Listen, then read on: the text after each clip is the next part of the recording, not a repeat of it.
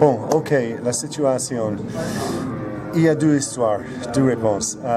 Dans l'Ouest, dans les régions traditionnelles où on parle le gaélique, alors dans le Gaeltacht, c'est chic de parler l'anglais. Et les jeunes, ils parlent, comme c'est la même histoire partout, je sais.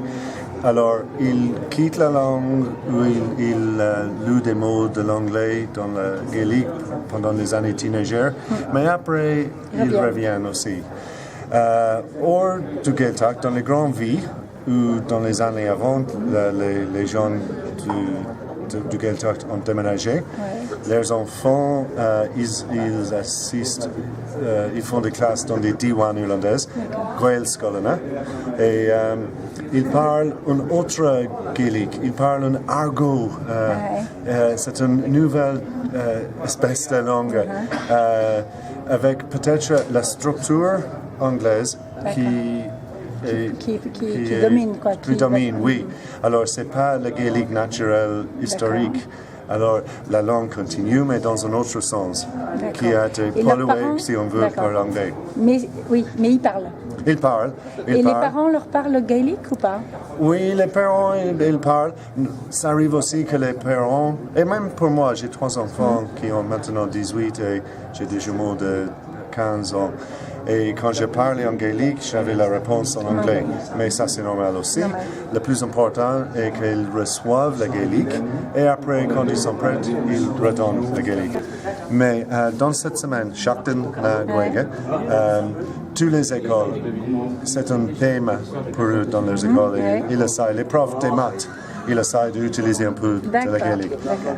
Il y a des kélis dans les écoles. Il y a peut-être un concours pour créer un tableau sur un proverbe, mais aussi il y a une organisation qui organise Shakton Gwege et ils enregistrent un CD et ils invitent des grands groupes internationaux de chez nous de traduire une chanson.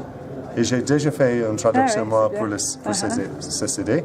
Et les jeunes, ils essaient de prendre les paroles et on écoute des chansons à la radio, tout ça. Mais aussi, dans les grandes vacances, pour les teenagers, on peut visiter la Gaeltacht pour assister au cours qui dure 3 semaines. Et dans les années dernières, beaucoup d'entre eux, ils font ça avec les élèves. Ils leur Ils enseignent les paroles des chansons et ils essayent de créer des nouvelles. Et ils mettent les chansons sur YouTube. Et il y en a qui ont plusieurs millions de hits. Des millions de hits. Avicii, Vas-y, chante. Mais ça, j'oublie la musique. Mais c'est très important pour motiver des jeunes. Et très important. YouTube, c'est très important. Oui, très important. Et quand ils arrivent à avoir beaucoup de hits, les artistes internationaux, parce que s'intéressent, ils disent « Oh, bravo, vous avez bien fait ». Ils s'en servent. Oui, et ça encourage encore les jeunes. Mais c'est incroyable, ce phénomène. C'est un vrai phénomène. Oui. OK, la traduction, c'est pas toujours avec de bon gaélique, c'est argot. Mais bon, il faut savoir ce qu'on veut. C'est mieux que rien. De grammaire. Voilà. C'est le même ici. Notre langue, à nous, les langues celtes, ils ont 2500 ans. Il y a 100 ans, chez nous, il y avait plusieurs de gens qui parlaient le gaélique, mais qu'une petite minorité qui savait l'écrire. Oui, mais écrire en langue, c'est pas très important. C'est une mode nouvelle, c'est une chose nouvelle. Et dans un autre 100 ans, il y aura quelque chose de plus important, c'est de parler le gaélique. Pour moi, l'écriture, si on a un mur, ok? Le plus important, c'est les pierres qui ont construit. Et ça, c'est la langue parlée. Et le papier, ça, c'est la décoration.